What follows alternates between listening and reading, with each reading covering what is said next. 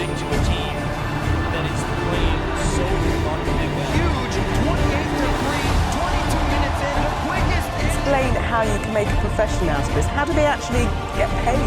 Oh, Guardian, bye-bye! And it's on to Flamey. He's tapped it. Flamey's got a big. What in God's name is that from Stax? Unbelievable!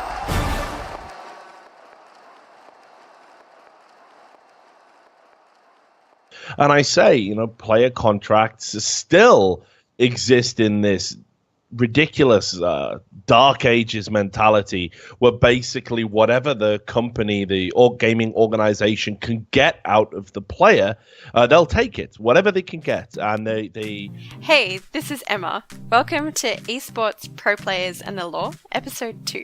Exploitation seems to be the norm in esports, built upon the fundamental power imbalance between the organizations and players.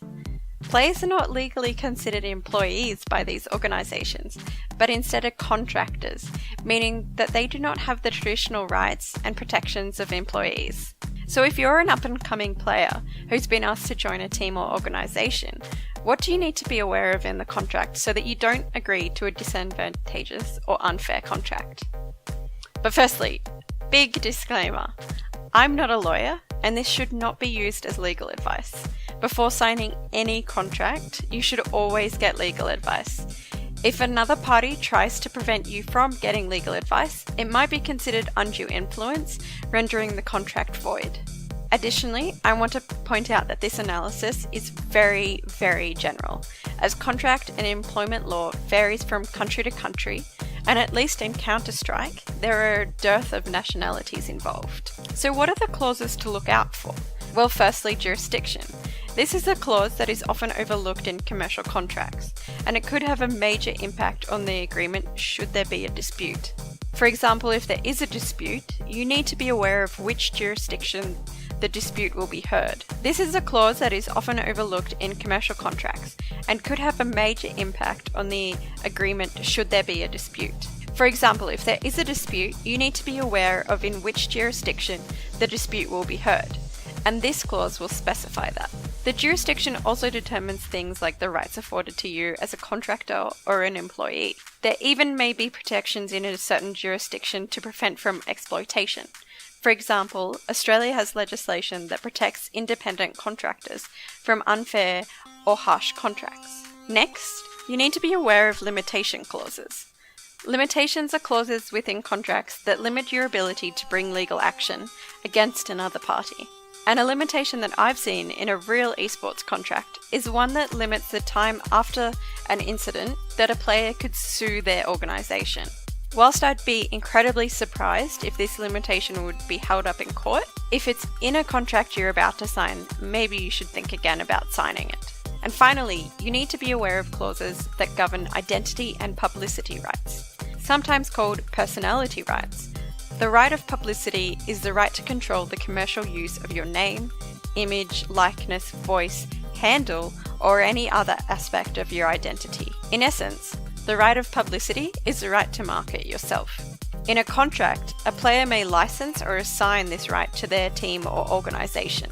In this sense, it operates like property being sold or leased to the team to do with what they want. In the age of the internet, additional clauses in this area could also include your streaming identity. Publicity and identity rights clauses need to be highlighted, as player contracts in League of Legends have involved signing over these rights until the end of time. Streaming, which to me has always been the dominion of the player, it's your platform, it's your Twitch account. If it's Twitch, it's your streaming account. You're personally responsible for that account.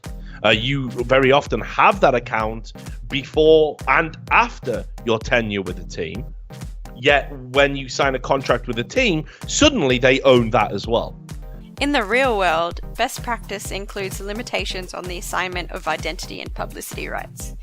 In sports leagues such as the NFL, these rights are restored to the player after a contract ends. And it's important to remember that just because it's written in a contract doesn't mean that you are bound to every clause. Contracts may fail for a variety of reasons. They may be declared unconscionable, that is, exceedingly harsh, or clauses may be voided if they break jurisdictional contract law. And the last thing I wanted to touch on was whether esports players are actually independent contractors or are they employees. This is important as it governs the rights afforded to the player and the responsibilities of the team. In certain countries like Australia and the US, there are even penalties for misclassifying an employee as a contractor, and courts can order misclassified workers to be paid lost entitlements. In esports, the legal community mostly agrees that players are contractors. However, several experts have cautioned that the way players are currently being treated could classify them as employees. The difference between an employee and an independent contractor can be huge. Traditionally, employees show up and work set hours until they quit or get fired. Contractors, on the other hand, are hired for a period of time and can usually work significantly more independently, often being able to set their own hours. In some cases, the differences can be more subtle, often being determined by a court on a case-by-case basis.